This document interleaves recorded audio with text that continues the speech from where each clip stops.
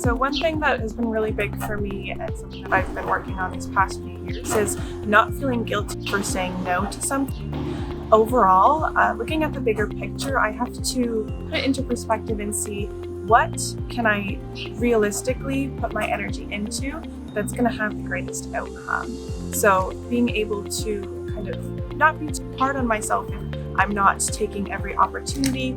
I know it can feel like you want to do everything, and these different experiences can be exciting, but being realistic about it can really help. And again, putting that into perspective and not being too hard on yourself for not taking every opportunity. You want to put all of your energy into the few things that matter the most. So really taking that self-reflection and discovering what those few things are.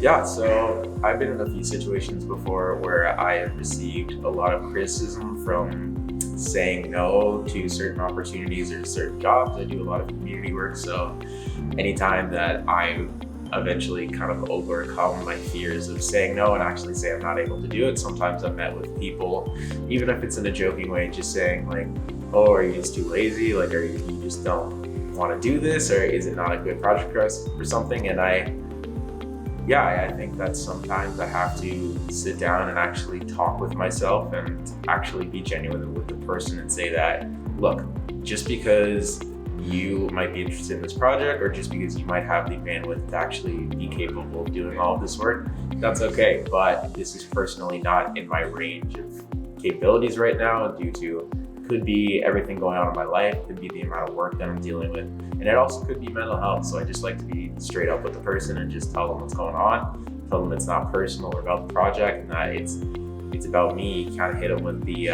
it's not you, it's me, and this is the nature of the situation, and just be honest about the fact that you're only one person, you can't do everything. I think this is a really good question in the sense of how do you say no to commitments or to projects or to certain people, even friends or relationships, when you feel a bit maybe overcommitted or that you're doing a bit too much. I think especially as a woman, I think you struggle a lot in the context of saying no, because I think you're also groomed in a way, or you're taught to be and to say yes a lot.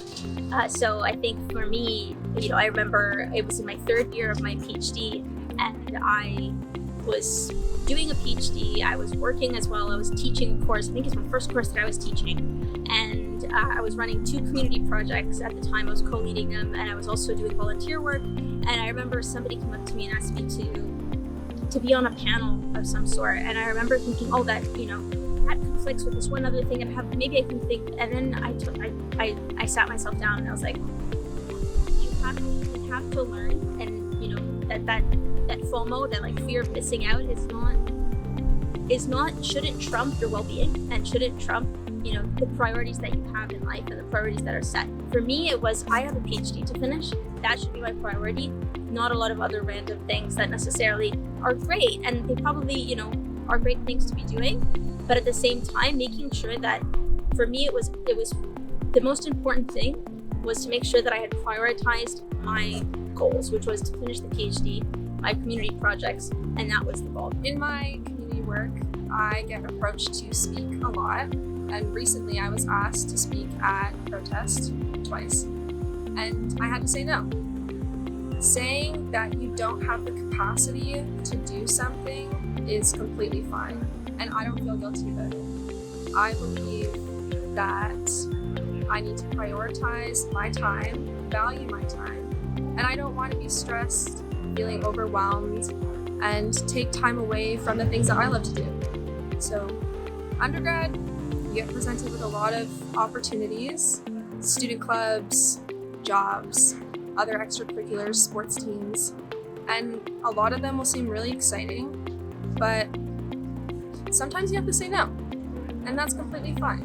And there's no need to feel guilty about it. Better said than done. Saying no to further commitments can be a very useful way to prioritize and organize your activities and your time, especially because you are the one producing all of this work. And saying no also means prioritizing your mental health and your physical health, which you need at top shape to be able to deliver with all of your activities.